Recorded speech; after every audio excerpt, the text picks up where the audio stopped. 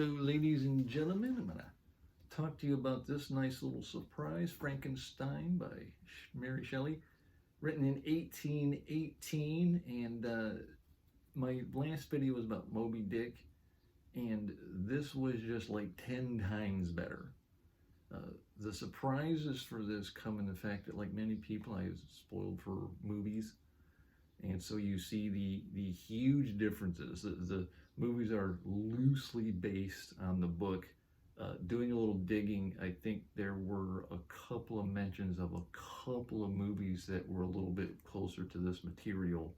And I personally watched a show called Penny Dreadful, and the Frankenstein and Frankenstein's monster that are done in that movie are much closer to this than anything else I had seen. So the big, dumb, clumsy thing with bolts in its neck that's brought to life with a smash of lightning and it's alive are Hollywood creations. Good ones. I've enjoyed Frankenstein movies, but it is not what happens in this book. So nice surprise there. Two, that this is, despite being rather written in a nice old-timey literary form, it's actually really efficient. It's 291 pages this edition, and it's just very good, easy reading, and it's a very good story. And you get good, done characters. The themes that run through this book have to do with the family and abandonment, as it should be no shocker that Frankenstein creates his monster, but he abandoned it immediately. They don't even have a conversation. The other thing that permeates this is a sense of isolation. It symbolized due in no small part to the fact that they are in a very cold environment when the book starts. It ends in a cold environment. There are cold environments throughout the book. It's all icy and snowy, all alone by yourself. He is made into an ugly creature, and he is utterly shunned, though he tries to do something about it. When you get those two things together, there's a lot of self-loathing, both from the creator and the created, and a lot of what's in Frankenstein gets projected onto the monster. Now from there, because it's so different than most things you've probably seen, and if you haven't read this, that's about the best I can do without some spoilers, so I'm gonna do some spoilers right here.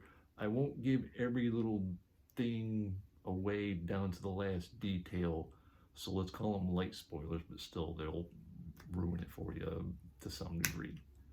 The monster, like I said, the clumsy dumb thing is a Hollywood creation. In this, at one point, he's so agile and fast, he runs down a mountain in what is described as being faster than an eagle can fly. He is very articulate. He is very smart. It was really surprising when he reconnects with Frankenstein and just blows him away about how well he's educated and can speak. So he's no dummy walking around just the layers of the book.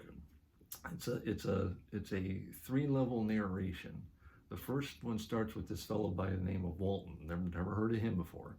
He's off on an expedition to the Arctic, and he's going to conquer the world in his own mind. He runs into Frankenstein, and Frankenstein starts telling the story to him. Walton's telling the story to you. Frankenstein's telling the story to him. And then later on, Frankenstein's monster tells his side of the story to Frankenstein, and so forth. So it's primarily 2 levels deep, and you get a 3rd level later on. Frankenstein has a younger brother who is murdered, and right away you're like, oh my, who did this? Well, it was the monster. And when they reconnect, he explains to him how and why. And someone else very close to Frankenstein gets framed for this murder, and she is it doesn't use the word execution to my recollection, but she dies in prison.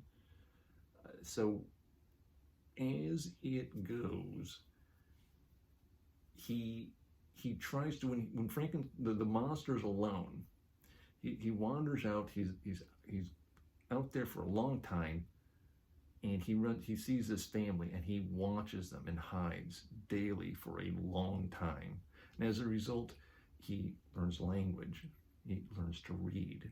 He learns about them. He can understand them, and learns about them through their daily comings and goings. There is a father. He is blind, and 2 siblings, and there is a wife to the fellow that comes and visits every so often. So he decides he wants to try to be a part of this family, and introduces himself to the blind fellow, who doesn't know any better. He can't see this 8-foot-tall monster in his house. The son comes home and sees this, and immediately opens fire and gets his father out of there. And the monster realizes he can't be a part of society.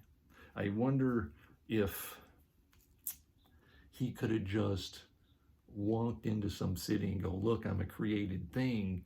I killed someone. Here's my creator. It's all his fault. And what would have happened? Would they have killed the monster? Would they have, let's talk to you a bit and see what we can work out here? Who knows? It's a what if. I kept asking myself about this. Putting all your cards on the table and seeing if you can overcome the plot. Maybe, is that a plot hole? Could be a plot hole. So when he encounters his creator, he tells him, you've done this to me, and you owe me. And the creator wants to kill this monster because he killed his younger brother and someone close to him. So they are at odds. It's a big ego battle, but the monster says, you did this to me. You owe me. You're going to make another version of me. She's going to be a woman, and she's going to be with me. She's not going to have any choice in the matter because they're going to shun her like they shun me. And this is the amorality of Frankenstein projecting onto the monster. They're both just bad, self-loathing people, but still trying to overcome themselves. And so he has no problem. Yeah, make this being, and she's going to be mine. And it's just so questionable, the two of them. And so you have this hubris, this science without regulation is what the problem is here. And so I don't know that Mary Shelley was a Luddite, but she gives a warning here on not regulating things. So Frankenstein takes sympathy and he decides, I'll make her. But about halfway through, he realizes this, I can't do this, and he destroys the creation before it's finished. And again, he does this a couple times where he gets so emotionally distraught he's sick for a few months.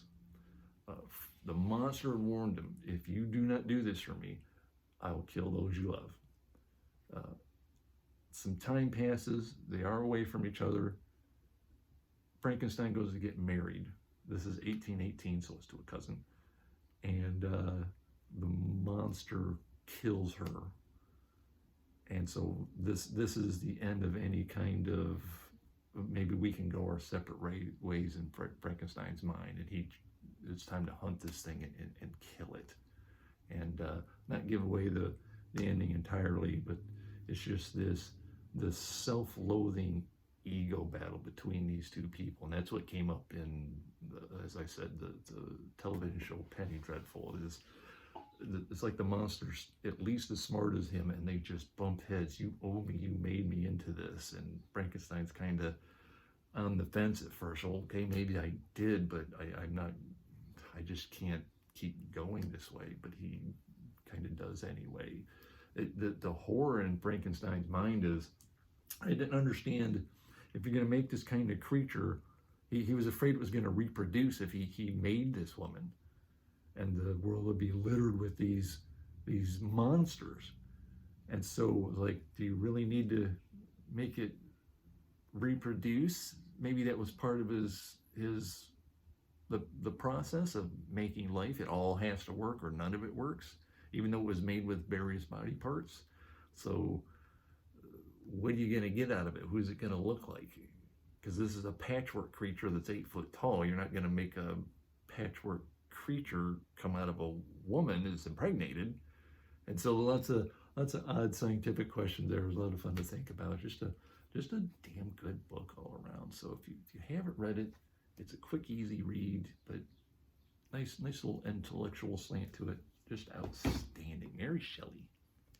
I just started reading this last night and this morning. This is Perdido Street Station by China Mieville, if I'm not mistaken. This is appears to be a type of what do you call it, steampunk book. I just got started on it. A little funny thing, if you're a booktuber, you know who Murphy Napier is and her problem with the overuse of the word undulate. Well, I'm not that far into this, and there's already been 2. I've been told there are 7, and I intend to find all 7 of those suckers. So word for word, I'm going through this with a goal in mind. This is good so far. 867 pages in this brick, but it's not a particularly big book. It's more like just a big, thick paperback, so maybe this won't take so long. I like to do a video a week with a finished book, but I don't know if I'll get this done in that time. Next week comes the sequel to a book. It's called The Sword Unbound, which is a sequel to The Sword Defiant. And I intend to get that next week, and that's what I'll read after Perdido Street Station. And then after that, The Blighted Stars, which I just keep hearing great things about. I imagine this is going to be my transition. I usually read multiple books of a genre before switching, and so I've been fantasy, this and that, except for Annihilation. That's a science, but I kind of going back and forth a little bit. This will probably be a transition. I got a lot of science fiction to read, so this might be a transition for a few books to go into science fiction with. That's really it. Tomorrow is May the 4th be with you, and it also happens to be Free Comic Book Day, and I shall attend and go get me some free comic books. If you've seen a previous video with my comic book mess I got in there, that's kind of a bad idea for me, but oh well, I'm going to get some bags and boxes and try to do something with that mess eventually. But that's it for me. That's my plans this weekend. I hope you have a good May the 4th. May the 4th be with you. Thank you very much.